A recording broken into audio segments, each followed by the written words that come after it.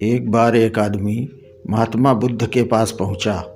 उसने पूछा, प्रभु मुझे ये जीवन क्यों मिला? इतनी बड़ी दुनिया में मेरी क्या कीमत है? बुद्ध मुस्करा दिए और उस आदमी को एक चमकीला पत्थर देते हुए बोले कि जाओ, पहले इसका मूल्य पता करके आओ, लेकिन इसे बेचना मत, केवल मूल्य पता करना है। वो आदमी सबसे पहले उस पत्थर को लेकर एक आम वाले के पास गया और उसे पत्थर दिखाते हुए बोला, इसकी कीमत क्या होगी? आम वाला पत्थर को देखते ही समझ गया कि ये कोई बेशकीमती पत्थर लगता है।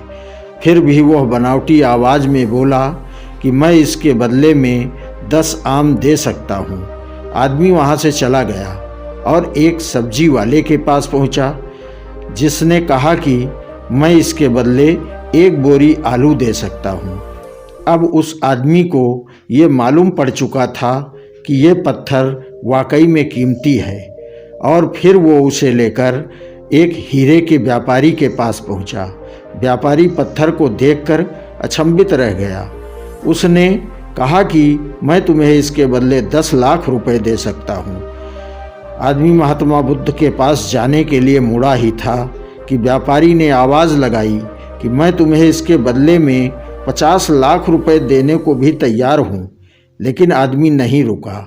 व्यापारी ने गिड़गिड़ाते हुए फिर आवाज़ लगाई कि तुम मुझे बस वो हीरा दे दो, बदले में तुम जितना धन चाहो मैं देने के लिए तैयार हूँ। आदमी नहीं माना और महात्मा बुद्ध के पास लौट गया और उन्हें पत्थर वापस करते हुए पूरा वृतांत कह सुनाया। बुद्ध मुस्कुराकर बोले, आम वाले ने इसका मोल 10 आम लगाया, सब्जी वाले ने 1 बोरी आलू और हीरे के व्यापारी ने कहा कि यह अनमोल है। इस पत्थर के गुण जिसने जितने समझे उसने उतने मोल लगाए। ऐसा ही ये जीवन है। हर आदमी एक हीरे के समान है। दुनिया उसके गुणों को जितना पहचान पाती है उतनी ही महत्ता देती है। लेकिन आदमी और हीरे में फ़र्क ये है कि हीरे को कोई दूसरा तराशता है और आदमी को अपने आप को खुद ही तराशना पड़ता है। तुम भी अपने भीतर के गुणों को तराशो, तुम्हें पहचानने वाला भी कोई ना कोई मिल ही जाएगा।